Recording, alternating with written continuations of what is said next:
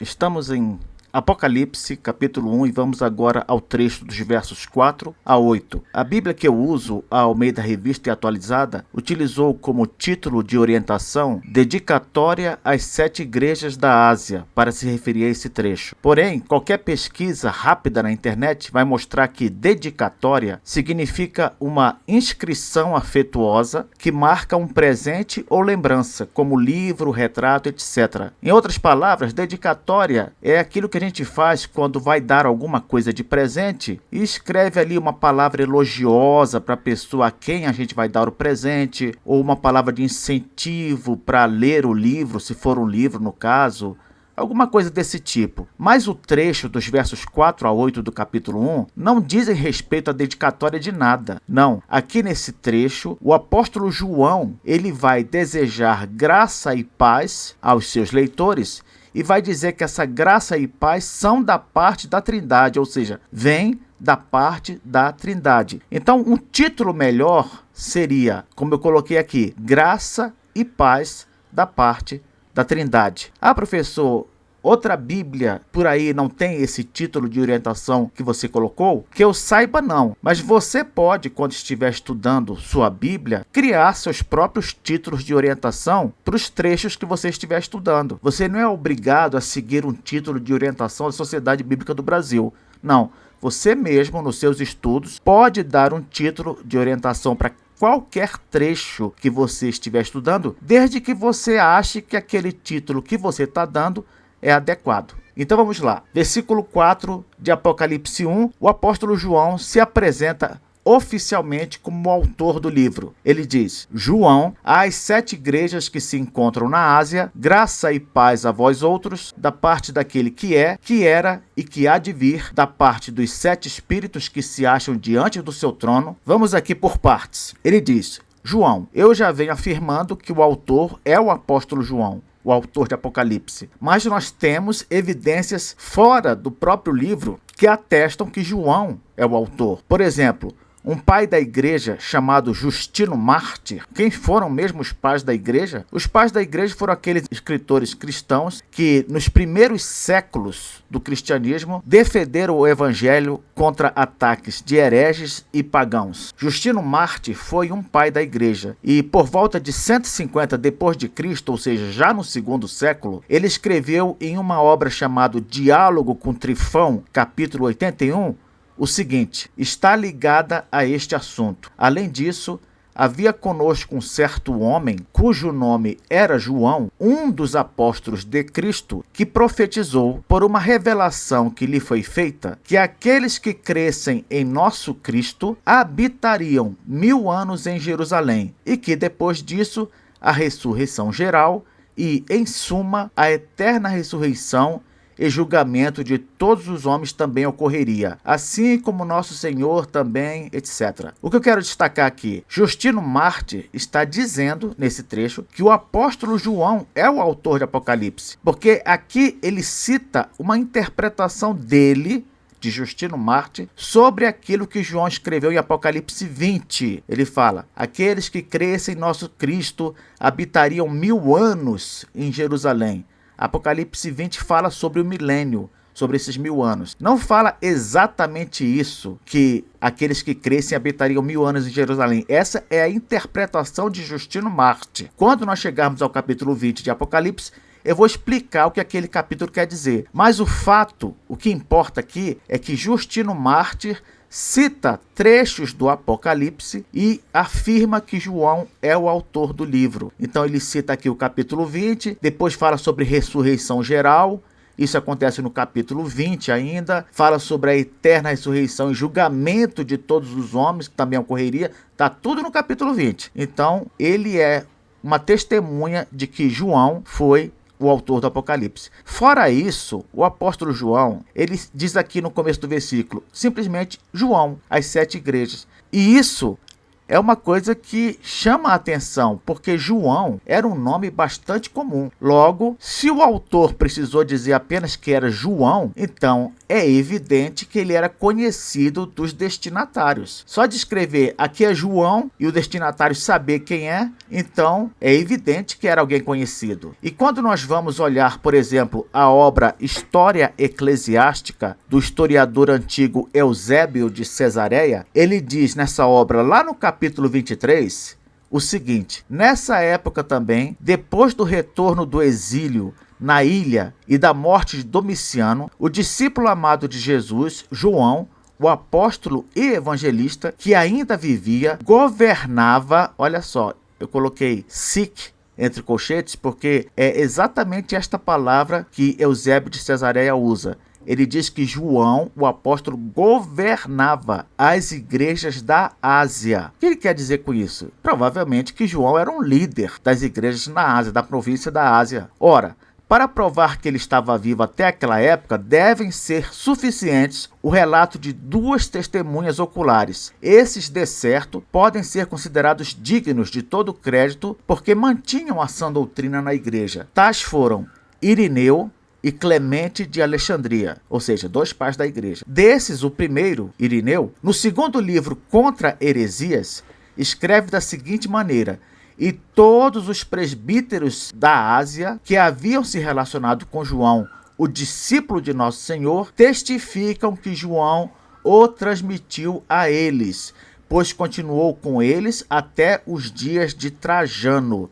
Trajano foi o imperador que veio depois de Domiciano. E no terceiro livro da mesma obra, ele indica o mesmo com as seguintes palavras: mas também a igreja de Éfeso era a capital da província romana da Ásia, fundada por Paulo. Lembra que Paulo escreve aos Efésios? E lá em Atos diz que foi Paulo que fundou a igreja de Éfeso. Então, mas também a igreja de Éfeso, fundada por Paulo, e onde João continuou habitando até os dias de Trajano, é uma testemunha fiel da tradição apostólica. Então temos também esse testemunho de Eusébio de Cesareia, um historiador da antiguidade, que mostra que João, o apóstolo João, ele tinha um relacionamento com as igrejas da Ásia, da província romana da Ásia, para as quais ele escreve Apocalipse. Continuando, ele fala: as 7 igrejas que se encontram na Ásia. Essas igrejas não ficavam no continente asiático, como a gente conhece hoje. Às vezes a gente vê na Bíblia Ásia, pensa que é o continente asiático. Não, isso aqui é a província romana da Ásia. Onde é que ficava, professor? Ela ficava localizada, eu vou mostrar mais adiante no mapa, mas já vou adiantando. Ela ficava localizada na parte ocidental da Ásia Menor, uma região que hoje corresponde à atual Turquia.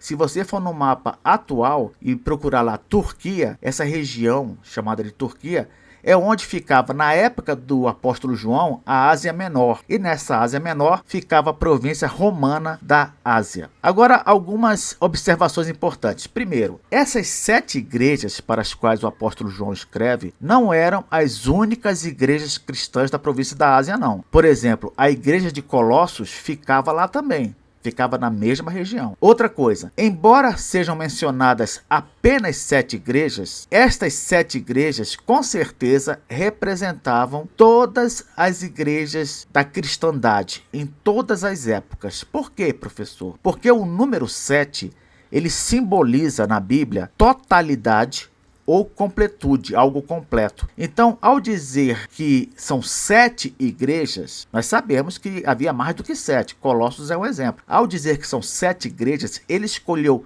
propositalmente 7 igrejas para que estas igrejas simbolizem todas as igrejas do mundo em todos os tempos. Daí a escolha do número 7. Então, repetindo, tais igrejas devem ter sido fruto da evangelização de Paulo em Éfeso, conforme diz lá em Atos 19, versículo 10. Vamos dar uma lida. Atos 19, 10. Durou isto o quê? Paulo pregando e ensinando em uma escola em Éfeso, capital da província da Ásia. Ele ficou ensinando nessa escola lá em Éfeso pelo espaço de 2 anos, dando ensejo, olha o que diz o texto, dando ensejo a que todos os habitantes da Ásia ouvissem a palavra do Senhor.